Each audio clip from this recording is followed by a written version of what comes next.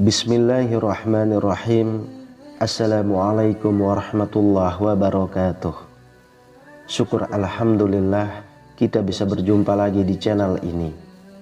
Sholawat dan salam selalu dan tetap tercurahkan kepada junjungan kita Nabi besar Muhammad sallallahu alaihi wasallam. Allahumma sholli ala sayyidina Muhammad wa ala ali sayyidina Muhammad. Harapan dan doa saya semoga saudaraku semuanya selalu diberikan kesehatan, dilapangkan rezekinya, diampuni dosa-dosanya, dan dipanjangkan umurnya. Amin ya rabbal alamin.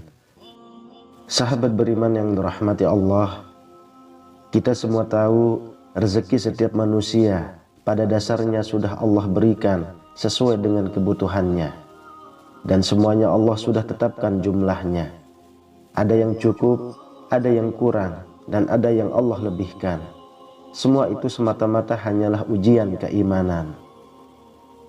Namun tak jarang bagi yang diberikan rezeki lebih, terkadang justru malah merasa sombong dan lupa bahwa semua yang didapatnya hanyalah sebuah titipan dari Allah. Sehingga orang-orang yang lupa tersebut menjadi lalai akan hak dan kewajibannya untuk bersedekah. Padahal Allah sudah banyak berfirman dalam ayat-ayatnya untuk selalu bersedekah sebagai rasa syukur atas apa yang diberikan Allah kepadanya. Akan tetapi ada yang harus kita semua ketahui.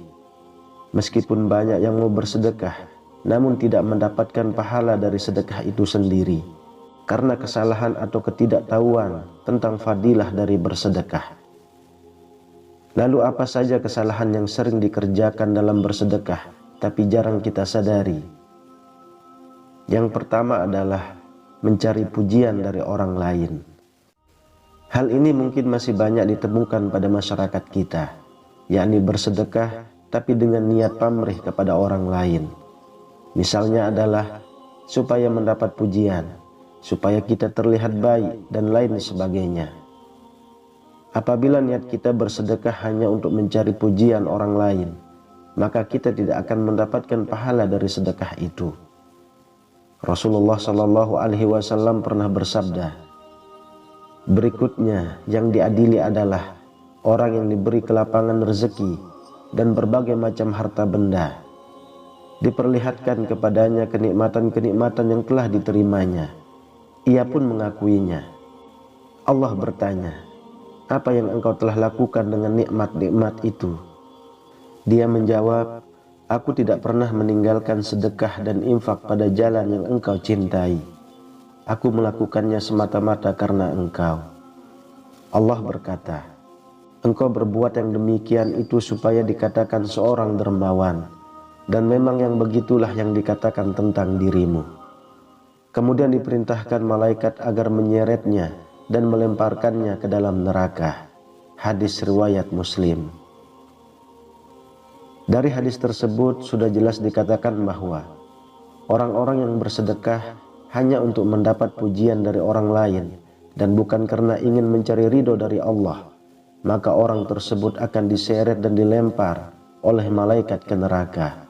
Na'udzubillahi min zalik. Lalu yang kedua, menunda sedekah. Nikmat sehat dan kelapangan rezeki merupakan salah satu nikmat yang seringkali kita lalaikan. Dari nikmat sehat inilah kita bisa mencari rezeki yang sudah disediakan oleh Allah kepada kita. Dan apabila kita sudah mendapatkan rezeki, terkadang kita menunda atau bahkan lalai untuk berbuat baik. Salah satunya adalah untuk bersedekah. Karena dari rezeki yang kita dapat, ada hak dari orang-orang kurang mampu yang harus kita berikan. Jika tidak kita berikan atau kita tunda memberikannya, maka Allah Subhanahu wa Ta'ala juga akan menunda rezeki yang akan datang kepada kita, atau bahkan kita akan diperingatkan dengan dicabutnya nikmat sehat untuk sementara. Diriwayatkan dari Abu Hurairah radhiyallahu anhu, ia berkata, seorang bertanya kepada Rasulullah sallallahu alaihi wasallam, "Wahai Rasulullah, sedekah apakah yang paling afdol?" Beliau menjawab, "Engkau bersedekah ketika masih dalam keadaan sehat lagi kaya, sangat ingin menjadi kaya dan khawatir miskin. Jangan kau tunda hingga ruh sudah sampai di kerongkongan, baru berpesan untuk si fulan sekian dan untuk si fulan sekian, padahal harta itu sudah menjadi hak si fulan atau ahli waris." Hadis riwayat Bukhari. Dari hadis tersebut kita dapat menyimpulkan bahwa kita sangat dianjurkan untuk mengeluarkan sedekah di saat tubuh kita masih sehat dan kebutuhan kita sudah tercukupi. Lalu hindarilah untuk menunda-nunda sedekah, karena kita tidak tahu kapan waktu dan di mana kita akan meninggal dunia. Yang ketiga, tidak sedekah dari orang terdekat terlebih dulu. Dalam Quran surah Al-Baqarah ayat 215, Allah Subhanahu wa taala berfirman, "Mereka bertanya tentang apa yang mereka nafkahkan. Jawablah, apa saja harta yang kamu nafkahkan. Hendaklah diberikan kepada ibu bapak, kaum kerabat, anak-anak yatim, orang-orang miskin, dan orang-orang yang sedang dalam perjalanan. Dan apa saja kebaikan yang kamu buat, maka sesungguhnya Allah Maha mengetahuinya." Kalau kita mengkaji lebih dalam dari ayat tersebut, seolah-olah ingin mengatakan bahwa tidak perlu jauh-jauh dan bingung untuk mencari siapa yang berhak untuk kita berikan sedekah. Karena sedekah yang paling utama adalah kepada orang tua kita terlebih dulu, kemudian saudara atau kerabat, barulah ke anak yatim piatu, orang-orang miskin di sekitar kita, orang-orang sedang dalam perjalanan atau musafir, dan seterusnya. Rasulullah Shallallahu Alaihi Wasallam bersabda, "Sesungguhnya sedekah kepada orang miskin pahalanya 1 sedekah, sedangkan sedekah kepada kerabat pahalanya 2, yaitu pahala sedekah dan pahala menjalin hubungan silaturrahim." Hadis riwayat Tirmizi, An-Nasa'i, dan Ibnu Majah. Dari hadis tersebut kita bisa menyimpulkan bahwa sedekah kepada orang tua atau kerabat insya Allah memberikan kita pahala berlipat, yakni pahala bersedekah dan pahala silaturrahim. Karena kita semua tahu menyambung tali silaturrahim merupakan salah satu hal yang bisa membuat rezeki makin deras mengalir. Lalu yang keempat, perhitungan dalam sedekah.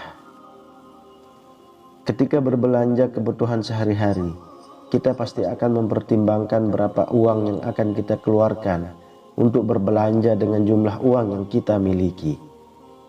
Begitu juga dengan bersedekah. Sebaiknya kita tidak berlebihan, namun juga tidak pelit. Saat kita bersedekah, hendaknya tidak perlu dihitung-hitung, apalagi sampai meresahkan hati. Misal kemampuan kita bersedekah adalah 10.000, maka sedekahkanlah 10.000 tersebut, dan tidak perlu dipaksakan harus bersedekah banyak apabila kita belum mampu. Rasulullah Shallallahu Alaihi Wasallam bersabda, "Bersedekahlah kamu dan janganlah menghitung-hitung, karena Allah akan menghitung-hitung pula pemberiannya kepadamu. Dan jangan kikir, karena Allah akan kikir pula kepadamu." Hadis riwayat Muslim.